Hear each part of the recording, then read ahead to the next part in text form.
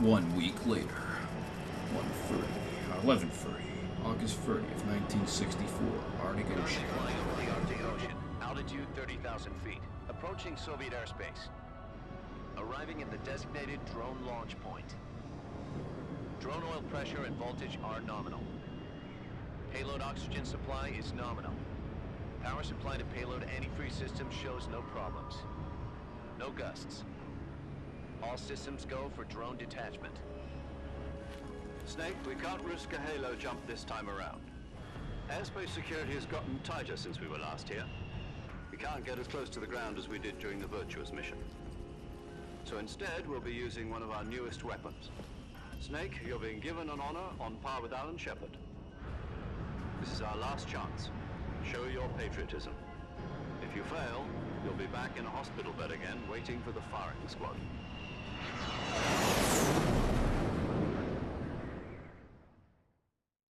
So how does it feel to be a patient in one of the most advanced ICUs in the world? Would you do me a favor and tell the suits about visiting hours? I'll never get better with them assaulting me day and night with their questions. Must be part of the top brass's inquiry. More like an interrogation. According to them, I'm a traitor and an accomplice to the boss's defection. They're just looking for a scapegoat. Does that mean they're after you, too? Let's just say neither one of us is going to be made a national hero out of this. Does this mean Fox is going to die?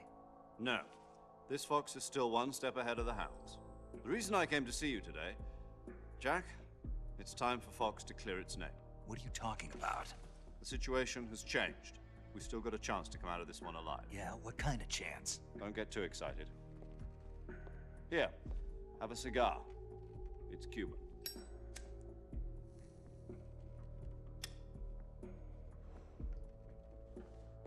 This morning, I had a meeting with the CIA.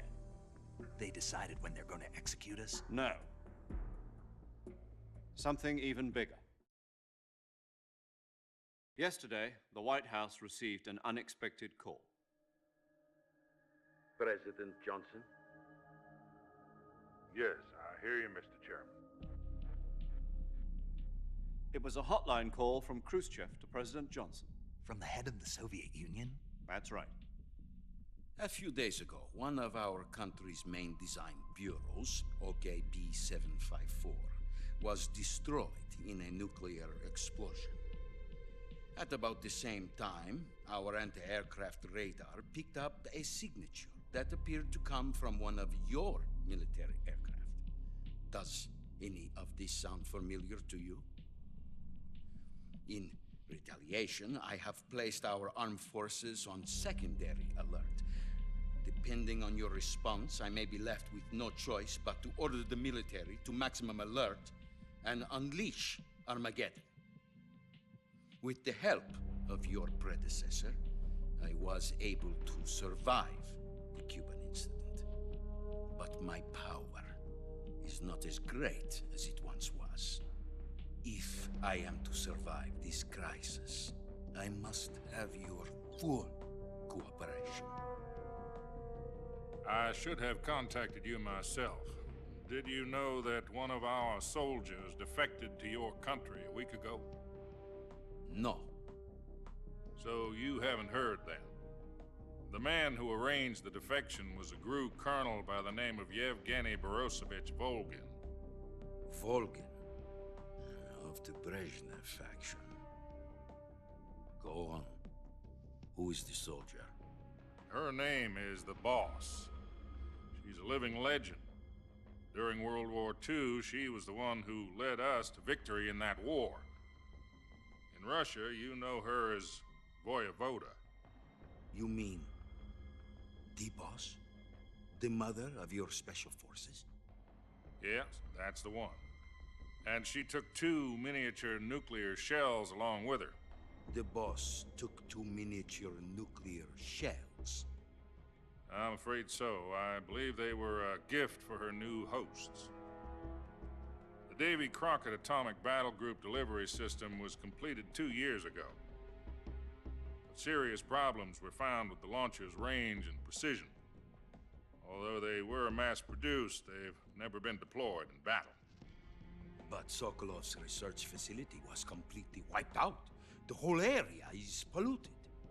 I can only offer you my deepest condolences over this terrible tragedy. So, the boss, with Colonel Volgin's help, stole 2 experimental nuclear shells and took them with her as gift when she defected. Then, shortly thereafter, Sokolov's design lab, a top-secret military research facility, was destroyed by one of these weapons. Am I right so far? Yes, that's correct. And the American government denies any involvement in the affair. Is that right as well? That's correct. We were not involved in any way. Then what was a U.S. military aircraft doing on our radar screen? It was clearly in violation of our airspace. And yet you say it was not acting under your orders. That's correct.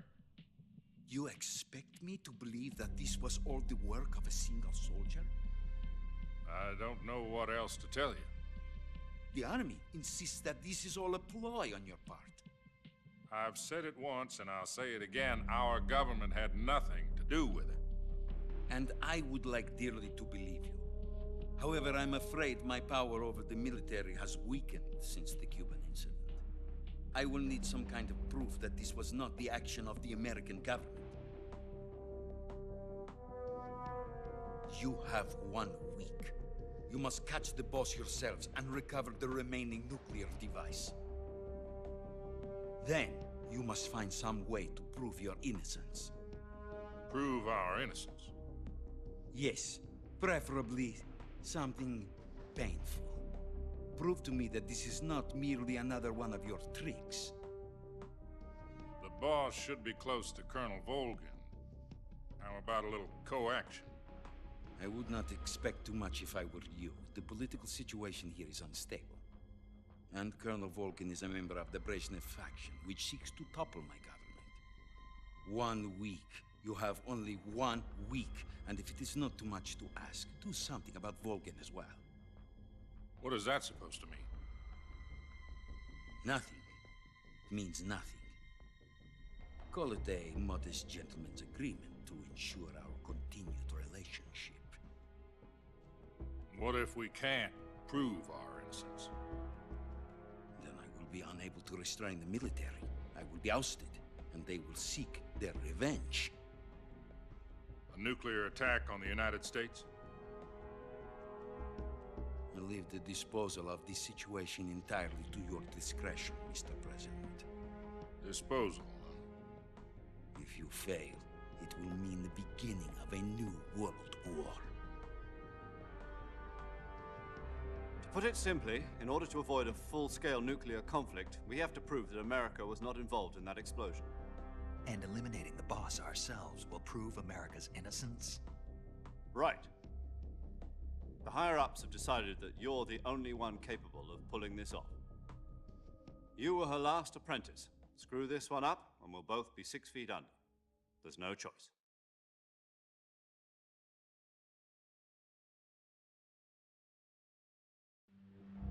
Are the Russians going to be helping us? The KGB has promised to lend us one of their communications satellites so that you and I can talk to each other. That's it? They've also put us in touch with a couple of insiders. Insiders? There was a defection in September 1960. Do you remember it? You mean the 2 NSA codebreakers who went over to the Soviet Union? Precisely. Since then, they've apparently been training with the KGB for exactly this kind of situation. Their code names are Adam and Eva. I've been told that Adam has infiltrated Volgin's ranks. We've also arranged for him to provide you with an escape route.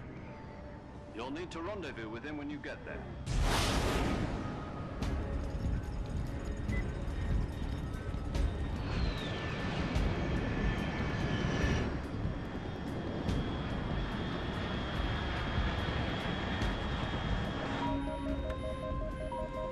Control. Unidentified aircraft detected. Altitude 30,000 feet.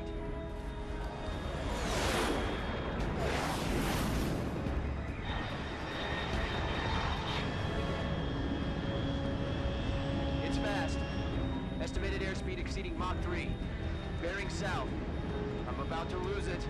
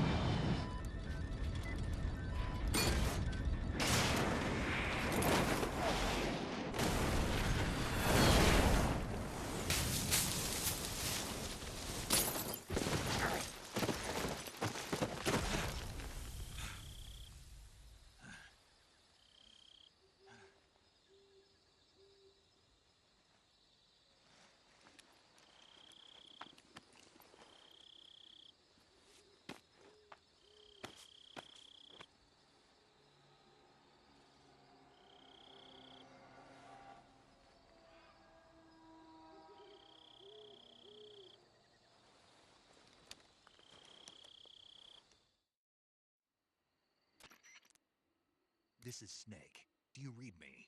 Loud and clear. Glad to see you landed safely. I got blown pretty far off target. Snake, let's go over your mission objectives one more time.